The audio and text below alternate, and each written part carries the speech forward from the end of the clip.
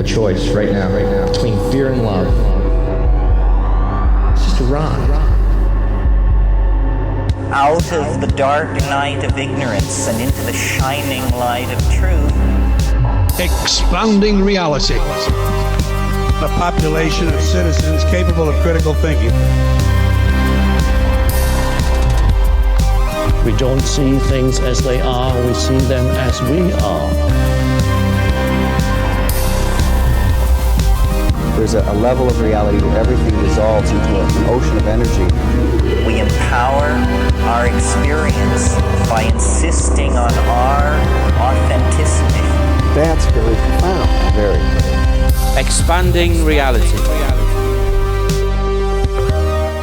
Richard Rokeby, it is so cool to see you again, my friend. You came on episode 51, my friend, 2 years ago with your book, The Lights Upon the Hills, the Burton Dassett UFO event of 1923. Actually, December through February, right? December 22 through 23. I love this story. This is fascinating. You found so many awesome things that you brought to us here with the church, with the lights, with everything. And since then, you have produced an incredible new version of this where you have updated witnesses. You have a Men in Black encounter that we're going to talk about. You have all sorts of things happening in the area in which you find yourself. And it's fascinating, my friend. So you're through Flying Disc Press, which is Philip Mantle. This is Family Anyhow. So you guys know how this works, all the ways to find him and this amazing book and the update for it located down in the show description. Richard, my friend, how have you been? I've been good, Brandon. Thank you. And thank you for having me back on. And it's great to see that the show has gone from success to success. Well deserved as well. Oh, thank you, sir. Yes. Yeah. So I have, as you mentioned there, so I've updated a copy of my book, The Lights Upon the Hills. Yep. So yeah, I've spent maybe last year or so just updating it. And I felt, put a bit of context, it was first written during COVID when I was still working. I may remember I was a police officer, so I worked through COVID, like a lot of police officers did, emergency services did. And I was pleased with what came out of Flying Disc Press with Philip Mantle. Absolutely fantastic organisation, and I'm still very much in touch with Philip. But I felt as though I could do more with the book once I had a bit more time. So I retired from the police about 2 years ago, and just put my efforts really into putting a few things right, getting some more information, new witnesses. My own experiences whilst I've been investigating Burton Dassett Hills, and I wanted to just put it into a new book. And the new book has got colour pictures in. It's twice the size as the original book. So I put a lot more into it, and I'm really pleased with the product. I can't wait to get the copy, man. This is awesome. I've got the PDF, but it's nothing like the real hands-on deal, you know? And I always tell Philip, I love it, but I'm going to order the book anyway. So thank you very much. Yes. Yeah. But it's a good thing to kind of go over, though, but you did such amazing work in this one. So let's talk about it. Do you mind I know that your first episode, again, guys, linked down in the show description, episode 51, but it's linked down there. But do you mind just giving us a brief overview of the first one, and then we're going to get into some of the new stuff that you found? Yeah, so the story originates, I suppose, is when I first moved up to the area from London into Warwickshire in England. And I came up in 2002, got a few local history books, a ghost book. And within the ghost book, there was one chapter which really caught my attention, and it was called The Lights on the Hills, or The Lights on Burton Dassett Hills. And it was written by a local historian who put it in the same context that it was reported at the time in 1922, 1923, that were ghost lights were seen moving around this hilly area, and there's a church and there's a vicarage and there's a small wooded area. And you can completely understand why it was put in with ghosts, and it was reported as ghosts at the time. But I just felt that looking through it through the prism of what we know now about UAPs and UFOs, to me, it felt like, just from those 3 or 4 pages, but it felt like a really important mass UFO event.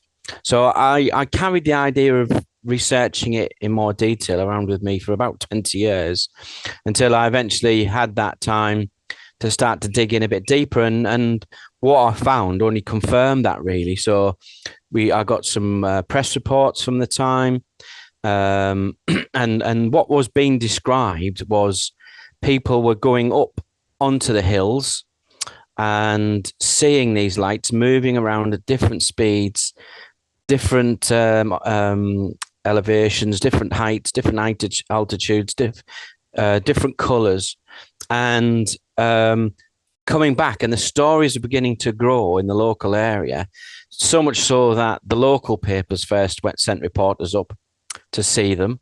And then the national papers, so the Birmingham Times, the London Times, all sent reporters from around the country up to see these lights. Now, in 1922-23, spiritualism was having a bit of a renaissance. It was brought over to the UK originally by the Fox sisters, I think, about 1869, following the American Civil War, which is where spiritualism first appeared, sort of thing. And then it'd fallen out of favor, but following the First World War, spiritualism had this huge surge of interest again, because people wanted to believe that they would see their sons that had been killed in the war. So if there was any reports of lights anywhere, people would spend their Sunday afternoons or their evenings going up into these sort of places looking for these lights. One, it was really interesting, it was something to do, but on a deeper level, it could corroborate people's beliefs that spirits were real, the afterlife was real, and then there'd be a hope that they'd see their sons that had been killed in the war again. All playing on emotion, which is why the spiritualist movement was so successful. They have powers that you don't, and then they find and exploit the weaknesses, or the vulnerabilities rather, in you than just an emotional human. And then it's a very successful model. But it's fascinating when people go out. So are there any reports of it being more than just lights upon the hills when people were out there for so much?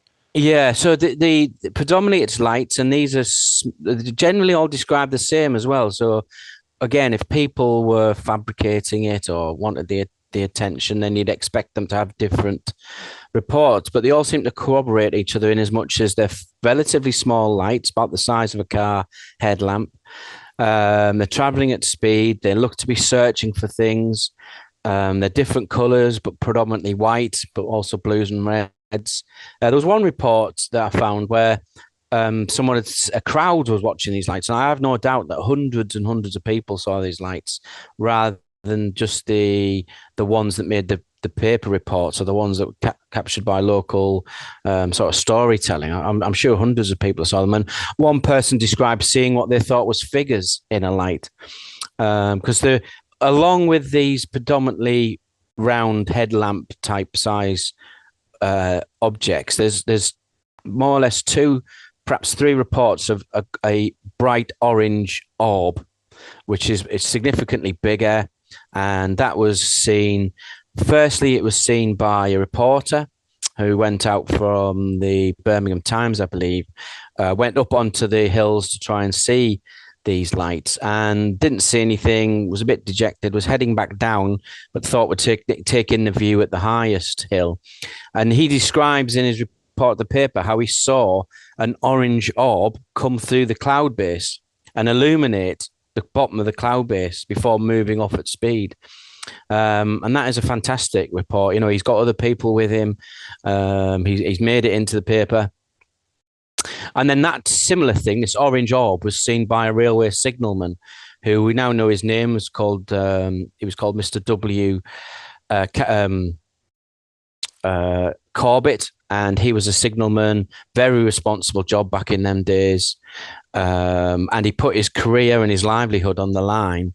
And he reported that an orange orb landed, effectively came from over the hills and landed in front of his signal box.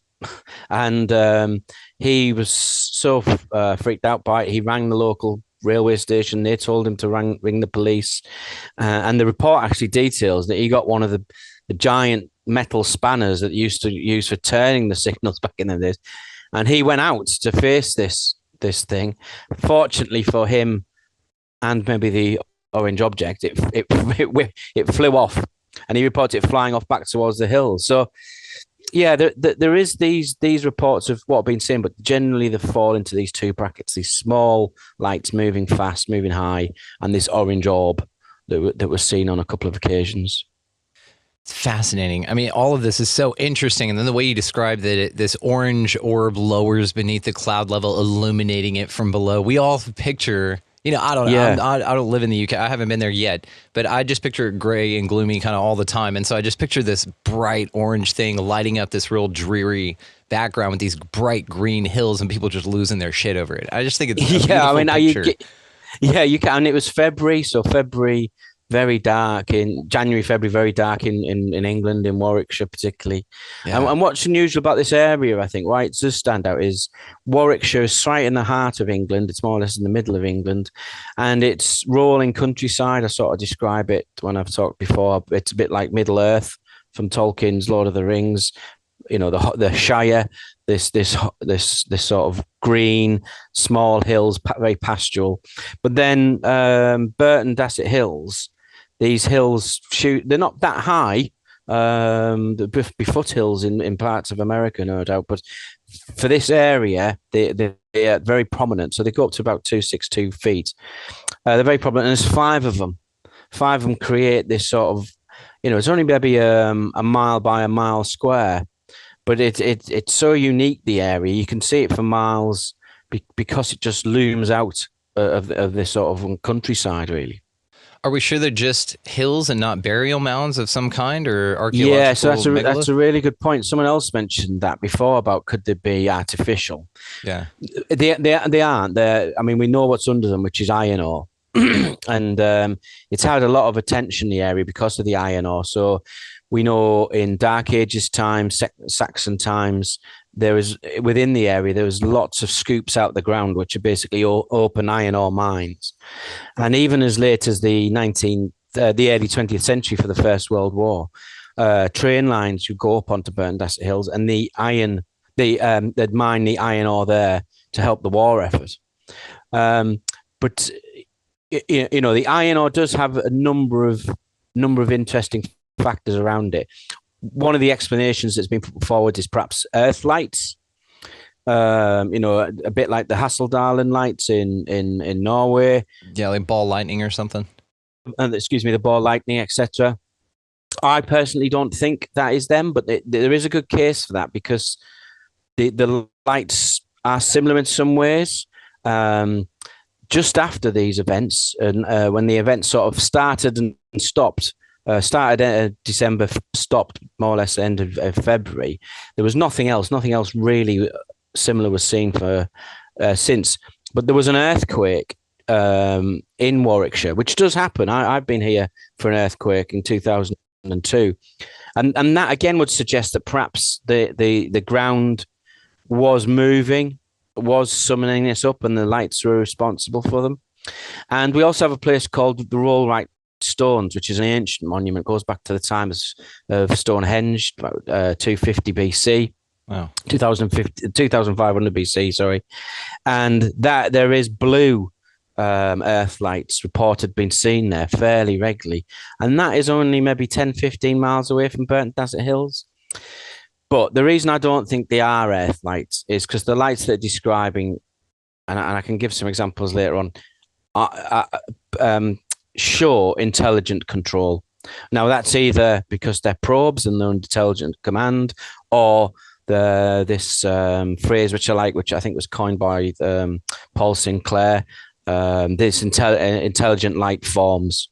And increasingly, I'm beginning to think that's what these are, because there is a degree of intelligence there, whereas the Earth lights tend to be quite short in duration and don't really have any pattern to them, whereas the lights that were seen in Burton Dassett in 1923 were seen moving around. They illuminated a house. They played hide and seek with some of the witnesses, etc. So to me, that shows a degree of intelligence.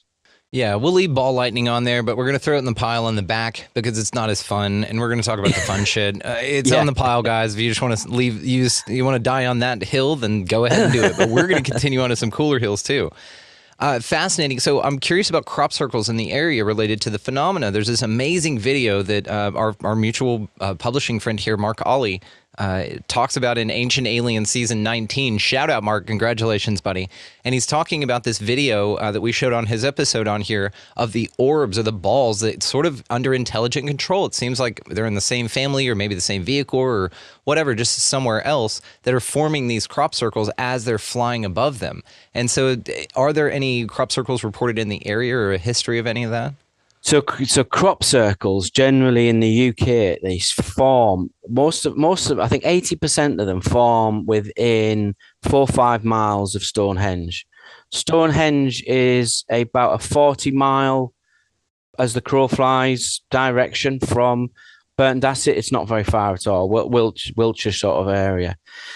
I've seen that footage. I think you've talked about the ball. Lightning appears and it's fantastic, amazing piece of footage. Awesome. Yes, it could be similar. I mean, I did an article for Chris Evers's brilliant magazine, the Outer Limits magazine, and about crop circles.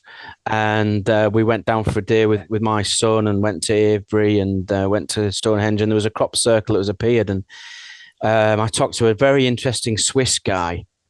Who had followed the crop circles all the way around the world, and he used to come over from Switzerland regularly just to go to Avebury to see them. And he had a really interesting view, which was he thought around 80% of them were man-made, and some of them were even made by big companies trying to get on the bandwagon. But that 20% that you couldn't be explained, he's absolutely convinced are from another civilization, another life force, if you like. And he would talk about how you could tell between how the reeds were bent over and the burning and the energy. But what you can't deny, even my son, who was fairly cynical about the whole thing, but it was a day out with his dad, when you walk into a crop circle, everything changes. There is a similar feeling as if you're walking into a church or a ancient place. There is a definite change in atmosphere when you go into it, and that can't be explained at all.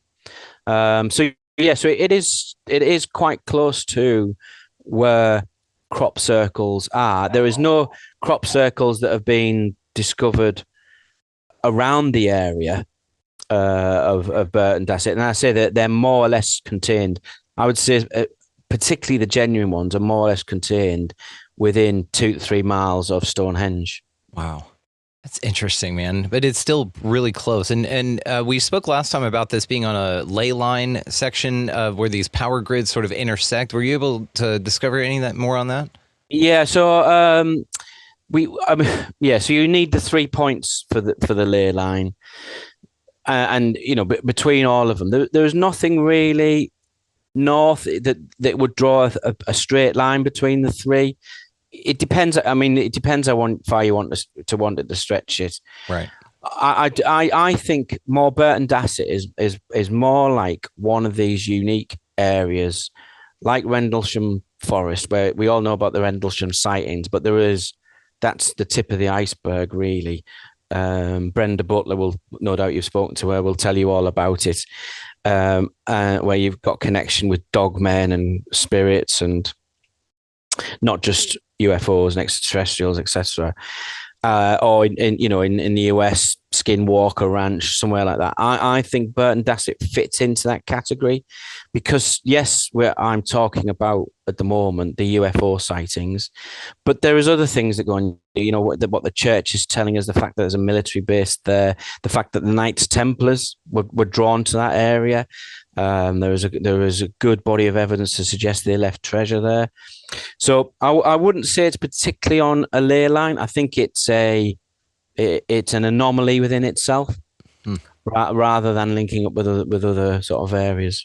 Yeah, and it's interesting to discover the old history of this place. Go back to when it was maybe a totally different temple on top of where now the church stands. Because usually if it's this important and this has been going on, it's probably been going on for a while, and there's probably another temple or something built there, which is going to lead me to my question about underground stuff going on there. Please. Yeah. No, well, you've hit the nail on the head, because through my new research, so the Church of All Saints Church, which has these unusual carvings and Paintings, pictures, which yeah. I detail in the book.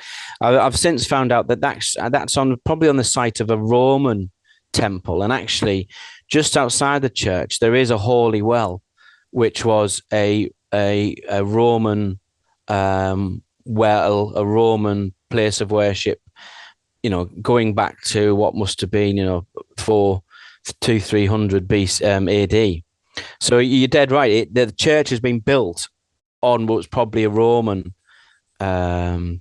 And actually, the other thing I found out was what we now know as Windmill Hill, which is the tallest hill within Burton Dassett Hills, was known as the Phoenix Hill in Roman times. And there is reports of red, and it got that name, I think, because red lights were seen around it. So that goes back to Roman times. So yeah, the depth of history is huge. And then, you've got the Roman times, and then I believe that the pictures, the artwork in the church is depicting something from the 9th century AD. The pictures themselves were painted in the 14th century. Then you've got, the sightings in the early 20th century, which to us is a long time. But to whatever these beings, these lights, this civilization is that's visiting with these craft, probably isn't. It could be the same as walking into a room and then walking out of a room and walking back in again a few minutes later. We just can't comprehend it. Yeah, maybe they're just passing through from one dimension to another, and it is a being or some source of energy that, would be described as a being in some reality that we can't even begin to comprehend and understand. Yeah. And that's what's passing through here. Sort of like you said, the light form beings. I mean, that's interesting because then it does denote more of an intelligence, but also there's a playfulness to it because then that's what makes it intelligent, you think. Because it doesn't seem, like you said, necessarily malicious, but it will kind of chase people around a little bit and kind of play around a little. So do you have any stories of that about how it's interacted with folks directly? Yeah, so in the first book, I did mention she was only known as the maid. And she was a maid at the vicarage, and late on in 1922, I think, one of the first sightings, she saw this light that was, she was saying, was going hither and thither, undulating over the hills, and looked like it was following her to the vicarage. And that account is in the first book, but I've since found out that where that story came from. So it was collected local knowledge by that maid's great granddaughter, who told her about this interaction she had with this light in 1922. And although we didn't get the name of the maid, we got the details of her granddaughter, and we got more details about that. And what she actually said is she saw the light on a number of occasions and always thought it was friendly, never thought it was malicious. It would follow her along the road down to the vicarage where she would start work. And then she'd got into a habit, the maid, of poking her head out to see if the light was there. And the light would appear when she looked out. And then she would go back in and she presumed the light disappeared. And then she'd poke back out again and the light would have reappeared. So there was a sort of connection there. There was some sort of, I say playfulness around it. Which is a fantastic account. We got more details about that. I'm curious because you mentioned in the pre-show thing that you sent me here, which I'm grateful for, by the way, that there's witchcraft in the area. So do you think maybe that this is just an area of powerful people, that maybe there's something in the water or the grounds that brings out a natural ability in the human beings that occupy the area to either manifest these things, call them forth, be a magnet for them, or like her, whenever you talk about that she pops her head out, saw it, it denotes a playfulness, but from an observer perspective, it's you playing with you. So maybe it's a way of sort of waking up or validating that you have some special gifts or something, because you're able to see something most people aren't, or only see from a distance, as well as you have it sort of, you're playing with it. You're playing fetch with the thing. You're kind of forming a relationship in a way. But do you think that that's coming from the individual, which again may or may not have to do with the area? Maybe there's like something in the water and there's a bunch of witches and stuff running around there, or that area can unlock powers or something like that. I'm just curious if you've thought of that. Yeah, no, I'd not really thought of it, but now you've mentioned it, I think it's probably to do with the area. To go back to my earlier theory, if you like, because, like I said, probably hundreds of people had sightings with these lights, 1922, 1923, and only the sort of top 5% or 10% or something actually survived through history or made it into a newspaper report. Yeah, of the ones that reported it, that actually Yeah, had an so the encounter. ones that reported it, and say these reports were going around, and people were going up to see them, and for 2 months it became the thing to do on a Sunday afternoon or Wednesday evening. Sure. So I do think it's the place. I do think it's possibly something to do with the iron ore that's underneath it. I think, and I do include this in the book, it's something to do as well with the geometry of the place. So it's set up with 3 hills at the front and 2 hills at the back, but the 3 hills at the front are very much in that Orion belt, Giza pyramid, type of positions, where 2 are in a line and 1 slightly off kilter, off that diagonal line.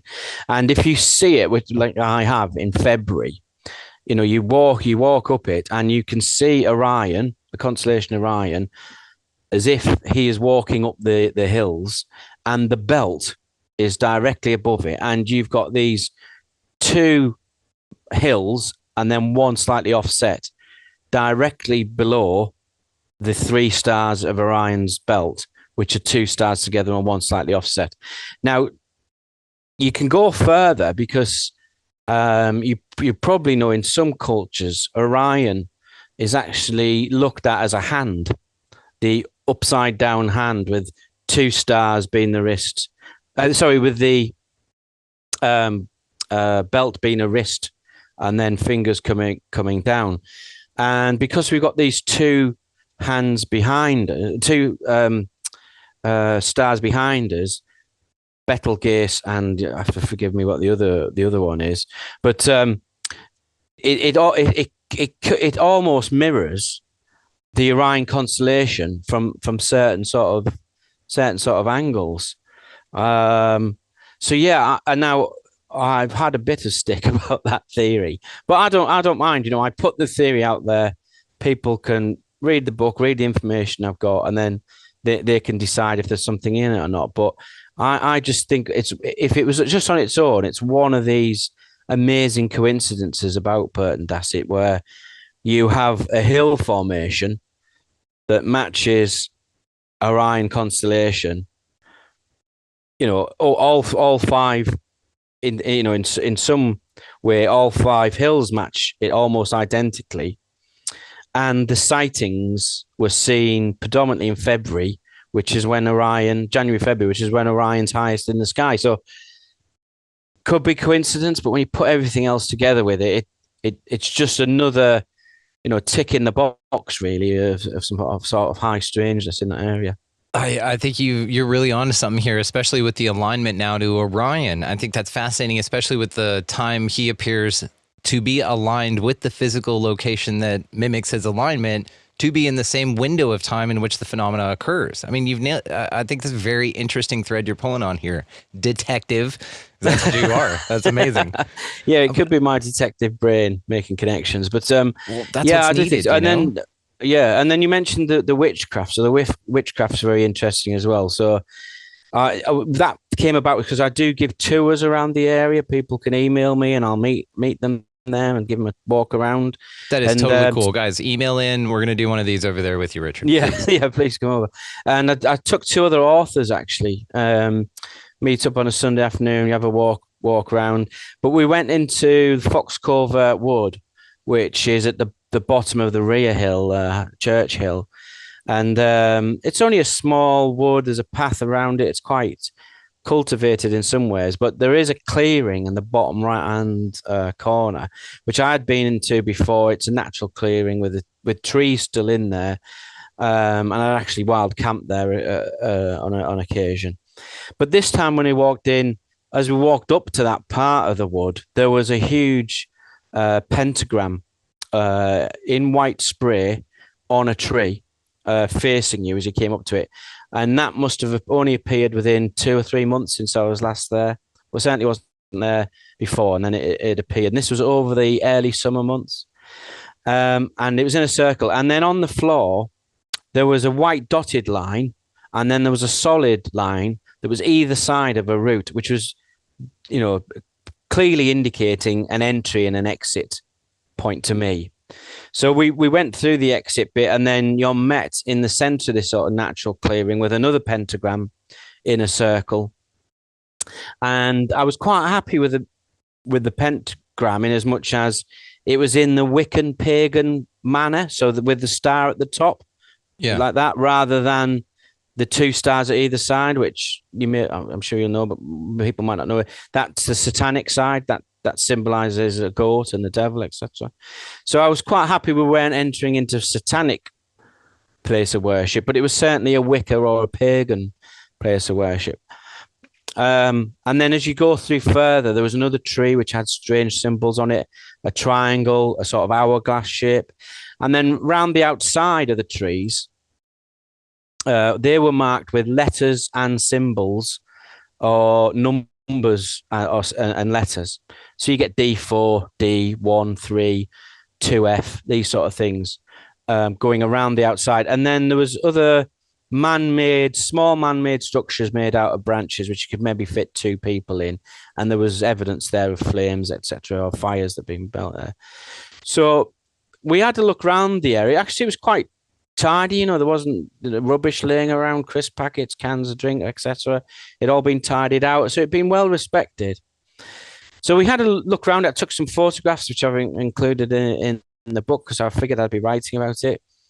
So took that back with me. So I looked into a bit more research in the area about witchcraft and found that there'd been 2 satanic, and the word described as satanic murders in the local villages around Burton Dassett. So Burton Dassett's in the middle. You've got these 5 hills and a wood and a church.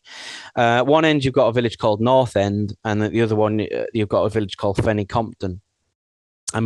And there was a case in North End where in the early 1940s, mild-mannered man, no trouble with the police, very well respected, for some reason went out in the street and stabbed another woman with a pitchfork and killed her. Damn. They put it at the time down to sort of being mentally deranged, but killing with a pitchfork, which is a 2-pronged fork used for hair, etc., was known as a way of dealing with witches in medieval Britain. So it felt like, although it wasn't treated that way, but it did feel like a satanic murder.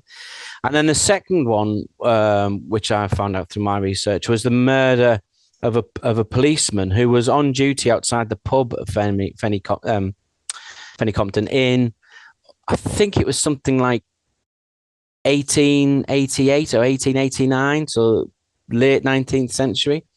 Disappeared from his beat, couldn't be found, but was found 2 weeks later in nearby Oxford Canal, dead, and he had been killed with a pitchfork. Again, so I'll give more details of the book. So that was the context of witchcraft within the Burton Dassett area, which I thought was really interesting.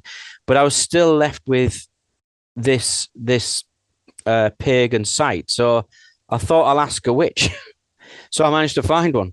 If you go to Glastonbury in England, you can't throw a stone without hitting dime a a witch. dozen, huh? Yeah, dime a dozen. When we say dime a dozen, what would you guys say? Penny a dozen or pence a dozen? I'm pound not to being pinch of ignorant. shit. I don't know. Wait, what is it? No, go ahead. I don't know. 2 a penny, you'd say. 2 a penny.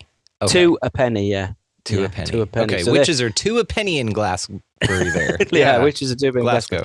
Okay. So this is Glastonbury. So Glastonbury Tor, and where the music festival is, and there was a witch that was working in a shop, and I just asked her and showed her some pictures, and she gave me a view, and she was really, really interesting. I don't want to dive into too much here, but the upshot of it was that she felt the one thing she explained what the symbols meant, which he thought mainly meant welcome, and the figures were representatives of perhaps past members that had moved on, past members of the coven that had moved on, or people that couldn't be there.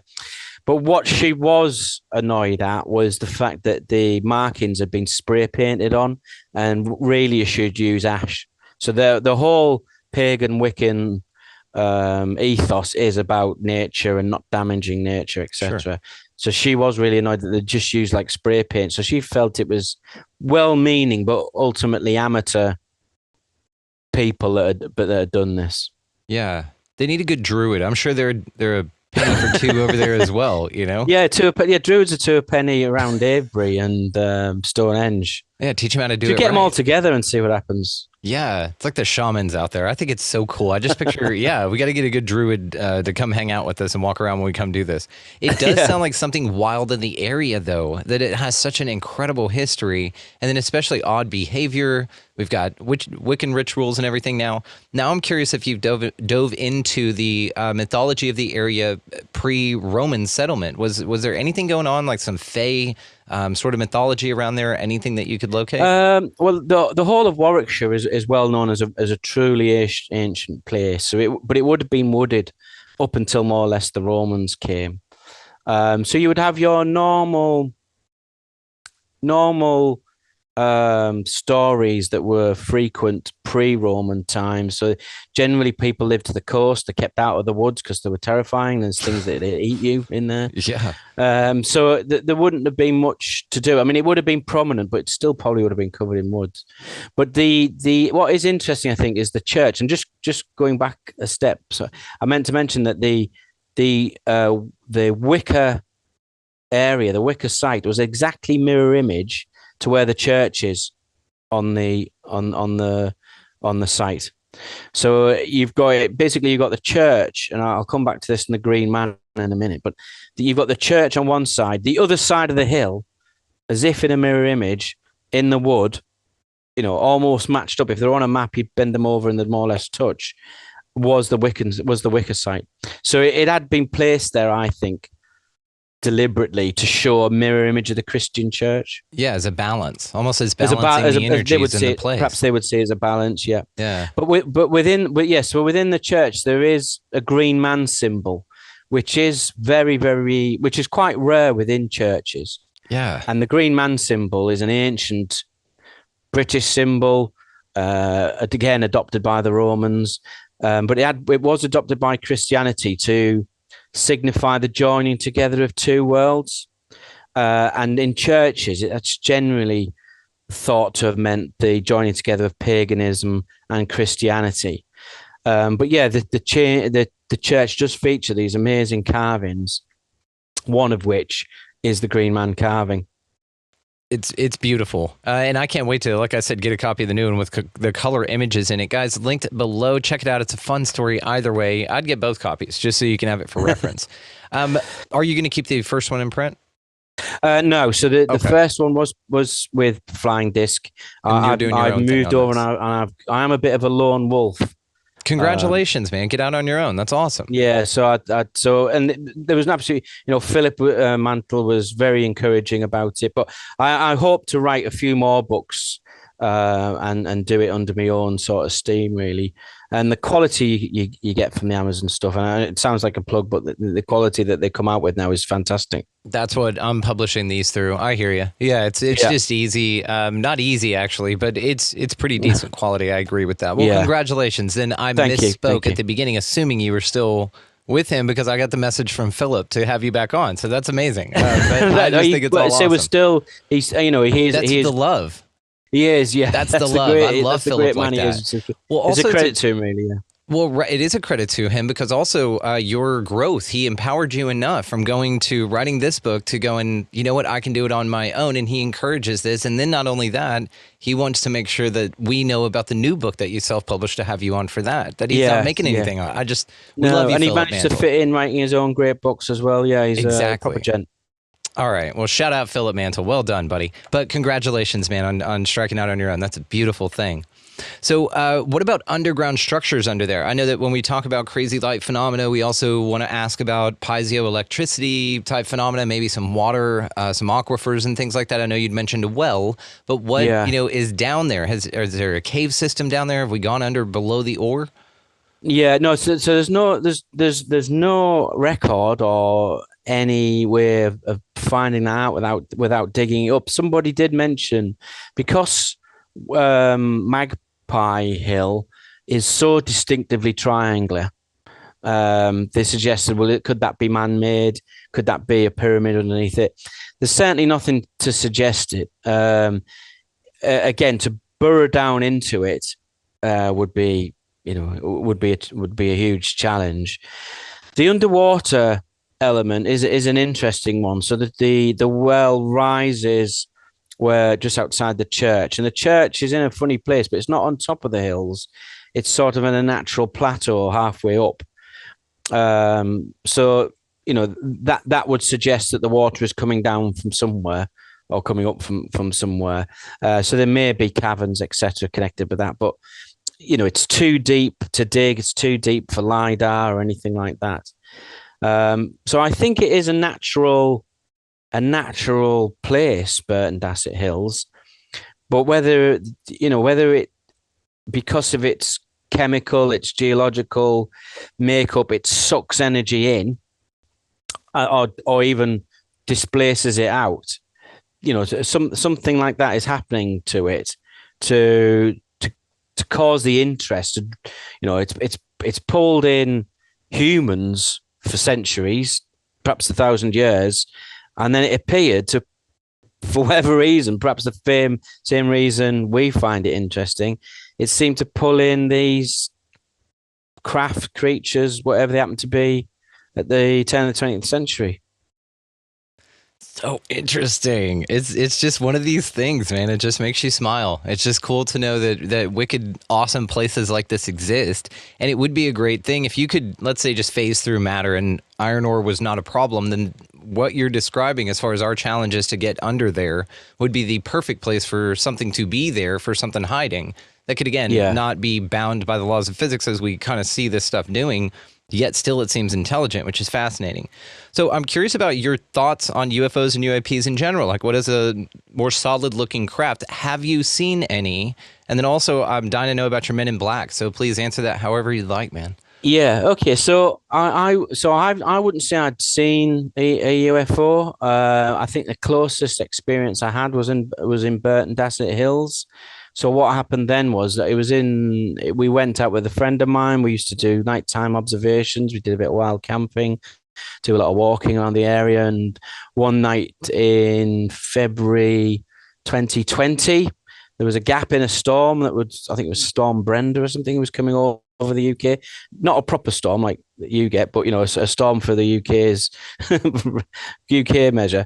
And we managed to get a bit of a gap in it. So we walked up onto the hills, decided we'd do a bit of observations, looking out over the hills and over the back.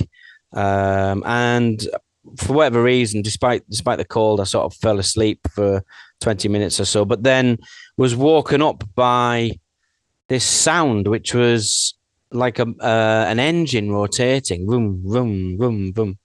But it was getting louder and louder, and it seemed to come from everywhere, all at once, around where I was underneath the poncho. Damn. And I looked up, there was no lights, there was no real change of atmospherics or static or anything like that.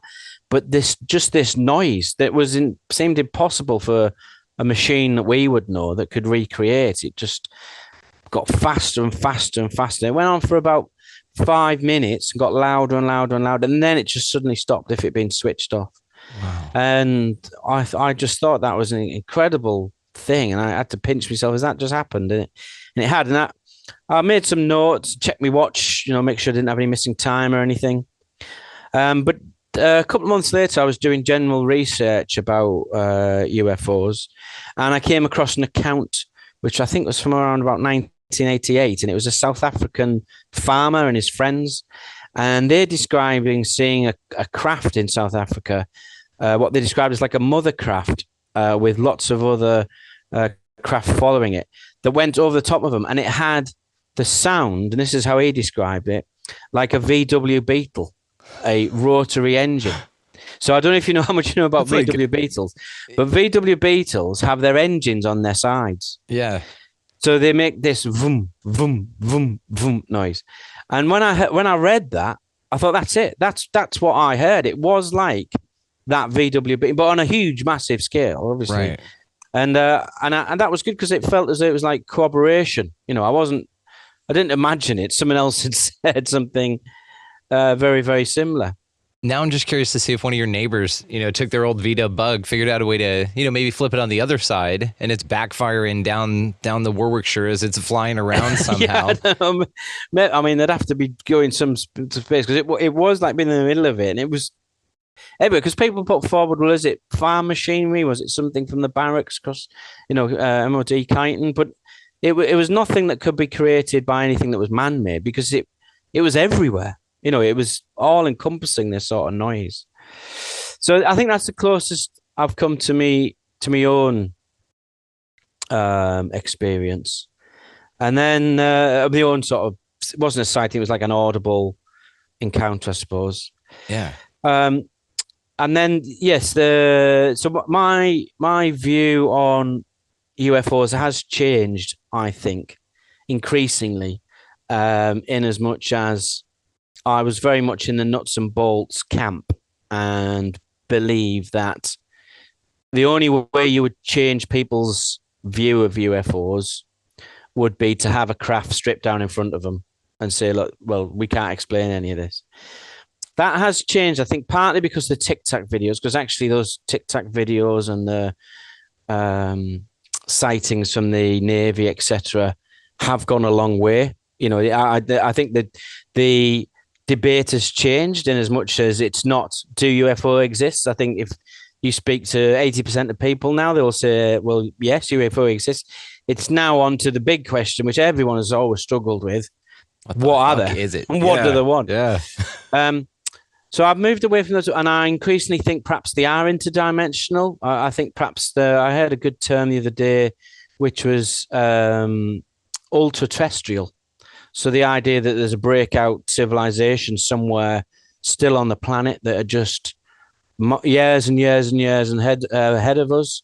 So perhaps they're ultra-terrestrial, these crafts that are coming around. But also the multi-dimensional angle as well. Increasingly, intelligent life forms have become very interesting. And I tell a story in the book. I don't give too much away, but I tell a story in the book by a commercial pilot who was on a cargo run between Southampton and Hamburg, I believe it was, and him and his co-pilot saw something very similar to the lights that were seen in 1922-23, two green lights heading towards them. Initially, the initial thought was, well, that's another plane and it's the green light from a wing, but they worked out it was on the wrong side. So if it was a plane, it was flying backwards. So they thought, well, it's not that. It must be something else. So these two lights came at speed towards them, and he describes as green fuzzy lights. And one he saw go over the top of him, and one went underneath. And he's pretty happy that the one that went over the top did go over the top. He saw out the side window. But he goes on to tell a fantastic story about his interactions with that second green light, which I detail in the book, and I don't want to give any more away than that. You don't have to. I like I like the teasers. That's fine. We'll take it. You're giving us so much gold here, brother. You can have that teaser. That's fine. I love it. And again, guys, link down below. His first self-published book. Please get it. Okay, so now you mentioned a Men in Black encounter. Or was it an alien? Like, what's going on, man? That sounds creepy as shit. So that one, that was, so again, it was me, same friend, went up on the hills after a day's walking. We spent some time on Burton Dassett Hill because something always happens there, it appear. And on this occasion, it was really strange in as much as it was probably about November time. It would have been about November time. Dark, about 8 o'clock at night. Nobody else in the park because the weather weather's too bad. We parked up, no one around us. We're in my camper van, parked up, really, really cold, quite wet, quite miserable.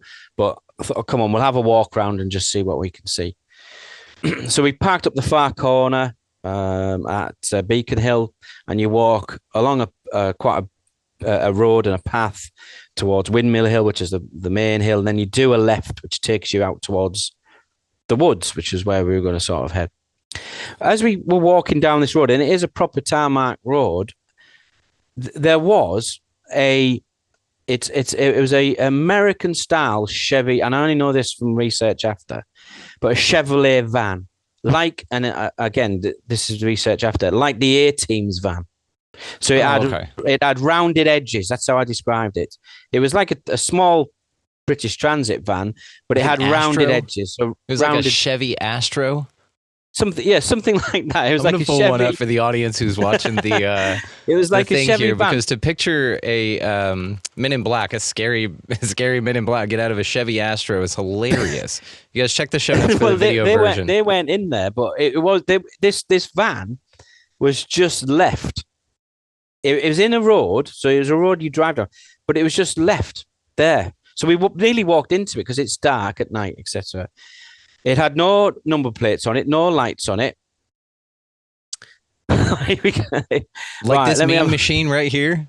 Right, so you see the one that's going for, which is a bit of a bargain, to be honest, $220. Yeah, man, that's not bad, and it's souped up as well. This little thing? So it looked like that with a similar sort of color. Oh, it was souped up. They had a souped up Chevy Astro.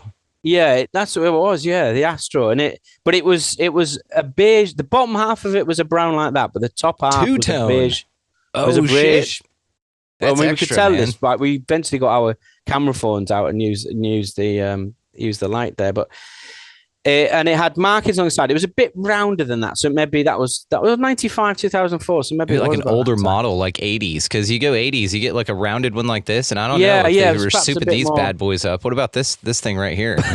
This guy looks. Oh well. Now we're just shopping for Astro. No, great. My search history is going to be so dumb for a few weeks. Thanks a lot, Richard. Anyway, go ahead, please, sir. Yeah. So, I enjoyed that. I enjoyed looking at them, but it was just randomly parked across the road, and I mean, so we nearly bumped into it. It wasn't really doing anything, but it was just really strange to be there. So we walked around it. There was nobody we could see. Windows are tinted out, of course. There's nobody we could see in it. But we basically walked around it. Well, it is a bit of a strange place. Not sure what's going on. But, there we are. So we carried on walking. But as we walked up, we walked on the top of the hills, did a few observations for about 5-10 minutes. But the weather was that bad. We thought, right, we're gonna head back down. So as we came back down, me and my friend, we saw a purple light. It was like a purple laser. So it was a very bright, intense, small light, but it had sort of, you could see the distortion of the light around it. So it looked like a laser, very, very bright. And as we walked down the hill, we could see that this light was over in the back of a car park. As we got closer, we could see the light was coming out of this van that we saw earlier, as if something was placed in the back of it, and it was shining through the front windscreen. And we thought, well, that's strange. I can now see that there's a figure in the driving seat at least, and this light, this purple laser, seems to be pointing out the front up into the sky. So I think, well, we're going to have to go over and just see what's going on, aren't we? Because that is strange. As we walk down go into the road, some lights come on behind us. Turn around, and it's a big black British style Range Rover, and the lights have come onto it. We can see two figures in the car, and as we go to walk towards this van with the purple light in it, it starts driving towards us. And so I stop, and I say to my friend, what do you think about this? He doesn't look too happy. Now, I do say, and I've written about it in more detail in the book, I do say in the book, if this was Stranger Things or X-Files, then of course you just go anyway, wouldn't you? But this is real life, and there is two people following us in a car, and we're opposite a military base. And from my experience, these look like military type guys in a big spanking brand new Range Rover Sport, you know, they're not to be messed with, is my view. So we turned around and moved away from the purple light and walked past the Range Rover, people in it, all blacked out windows. Its lights still on. It let us walk past, and then as we walked back up the road, it turned round and then sat behind us again with the lights on.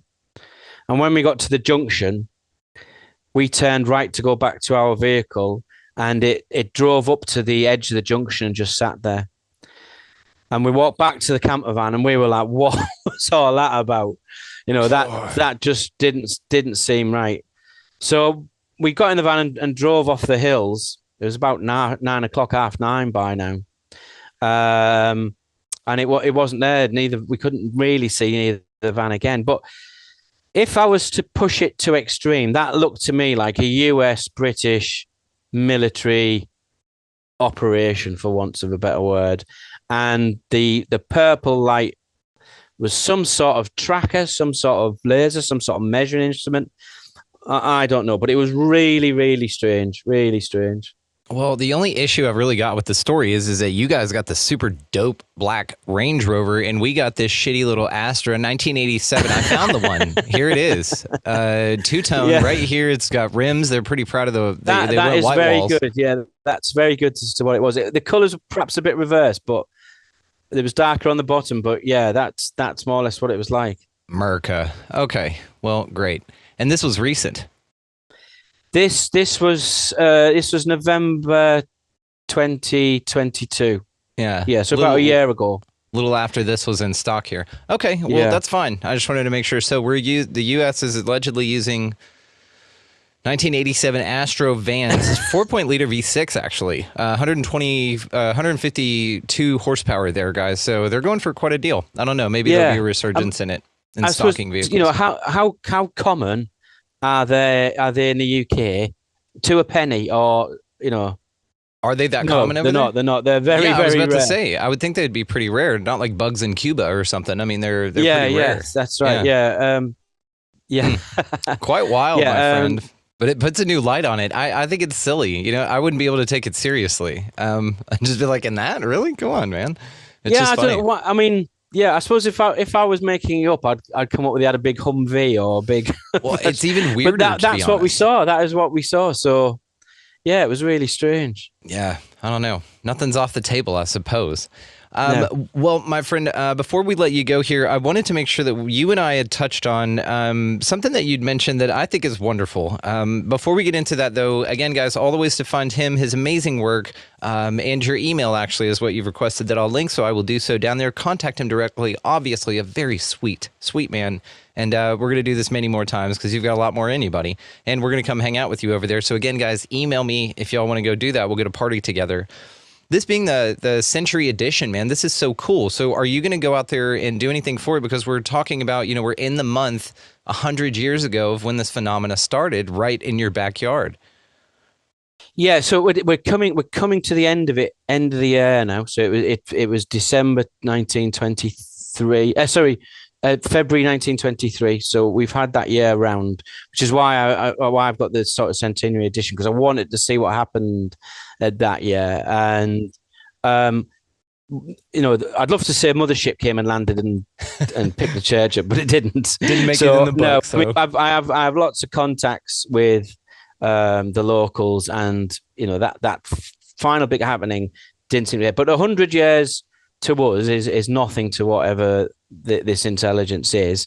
And I had enough, I said the book is double the size, so I had enough new material. I felt it was worth justifying doing it now. But I will keep going back to that area. You know, there's just something about it. Every time I go up there, I encounter witches, I hear stuff, I, you know, see people in various American trucks and vans. So, you know, it is just one of them places that wherever you go up, there's always a story, I suppose. It sounds like either way you'd be successful with a pitchfork shop and an Astro van dealership. You know, maybe combine the two somehow. Yeah, that's right. Yeah, yeah. Or a tire repair shop or something as well up there. Also, one quick fun fact for the audience here that may not know. We mentioned green lights and airplanes, and why would that be significant if they could tell by a light on a plane which way it was going? And some people may not know this, so I'm going to drop this on you. Navigation position lights are on the ends of each wingtip of the big wings, not the ailerons, the small wings, the large wings of aircraft. And what happens is they put a green light always on the right side, a red light always on the left side. So you've got your port light, your starboard light, so that way you can tell which way it's coming or going, or if you're facing the side of it. Really, they're navigational lights for you, the ground observer, to be able to tell which way the aircraft is going. So, boom, pow, knowledge dropped on you. You learned something as well as the 1987 Astrovans are still a thing. Yeah. Okay, so my friend, you had written about men's mental well-being, and I'd like to talk about this because I briefly touched on a couple of episodes here. I recently am out on the other side of what I feel is the most challenging experience mentally that I've ever been through, and stepping into the other side of it, which I didn't think I was going to. A lot has changed for me, and it sounds like just kismet or serendipitously, if you want to say that, you'd also mentioned it in something that you'd like if we had time to mention, and so I'd like to make time for that, sir. So what are your thoughts on men's mental health, please? Yeah, I just think it's important, really. I came out of the police after 28 years, 6 years in the military. Wasn't in a great place for 6 months, caused by stress. I had 3 friends that committed suicide in the police because of their work. 2 police officer commit suicide in the UK once every fortnight. You know, the statistics are frightening. But what I found was the fact that, you know, men can talk to each other. I'm very much of the opinion that we have a lot of these issues because we do bottle things up and we're scared to mention it and what our friends and peers might think. And it was only afterwards I thought I could have saved myself a lot of trouble and mental anguish by talking to somebody when I was in the job, I was in the police, getting stuff out there, because it all seemed to just reach a point. When I was no longer going to work, my brain was still moving. It was described to me like a roulette wheel. When they take the ball out, it still spins around. So I've since started to help police officers that come out that retire and struggle, or even officers that are still in the police that are going through traumatic times, either caused by events that they've been to or a build-up of events, or because they're under investigation for various things. And so I do like to take the opportunity when I can just to say, you know, men out there, you know, the suicide rates for young men is an absolute disgrace in this country. I'm sure it's the same in the US. And just try to say to men, but people in general, you know, do talk, don't keep it bottled up. Mindfulness, we did our mindfulness exercise before we came on, didn't we, Brandon? And it can really, really help. And do seek help. You know, do seek help if you're feeling down. You know, people get treated if they've got a broken leg, but and there's no shame in that. But yeah, if people's mind are breaking, then there seems to be a shame in that, even though it could be chemical, it could be build-up of emotions. These are all, and the big thing I found out is how physical symptoms can be a result of stress. You know, and you've got to tell people about it. You know, you've got to reach out, speak to it, take one step at a time, ask for help if you need it. So yeah, I really appreciate that. I think there's more we can do to help men that are struggling with their mental health. Well, you already held a very special place in my heart, my friend, and I really thank you for bringing that up. And I'm grateful that we got to touch on it here, because like you said, the more we shine some light on it, the more it's not taboo anymore. And yes, guys, like he said, his email is going to be linked below. Please reach out, expandingrealitypodcast.com at Gmail. podcast@gmail.com. You know how that works. Linked below as well. If anybody has anything to say on that, please reach out, guys. You're not alone, number one. Number two, it's not weird to talk about. It's actually weird if you don't talk about it, because then you get so many opportunities for all of us saying, hey, there's no shame in this. We've all been through the ringer. This is a fucked up place, and let's just be honest about it. And as long as we can be honest that this is a fucked up place, then we can move forward from there. So, Richard Rokeby, I can't thank you enough, brother. This is incredible. All the ways to find you located down below, as well as your email for contact. My friend, did you have any parting words for us before we say goodbye? No, until but I next mean, time? just that point, and I think you covered it very eloquently there. But people who they want to talk to about how their struggles is different for each person. It could be your best friend, it could be a complete stranger. Either is good, whatever you feel more comfortable is. But just doing that process of talking about it, getting it out, can make the world of difference, and will try and bring down those suicide rates in young men is predominantly how where my concern comes from. Beautiful. What gives you hope? Let's leave on a high note here. What keeps you getting out of bed every morning? I think there is hope. I think more people talking about it is better. We have high profile people. David Beckham, the footballer, did an excellent podcast recently about his mental health and how he dealt with his struggles of mental health. Robbie Williams, who's a pop star, very much into his UFOs and ufology. He did something similar again with a Netflix documentary. So it's small steps, but it is becoming more accepted to say, buddy, I'm struggling. I just need to get some things off my chest. So that's great, and that's what we want. Richard, we love you, dude. Thank you so much for this, man. You're outstanding. We look forward to everything. Thank you. That's all right. I really enjoyed it, Brandon.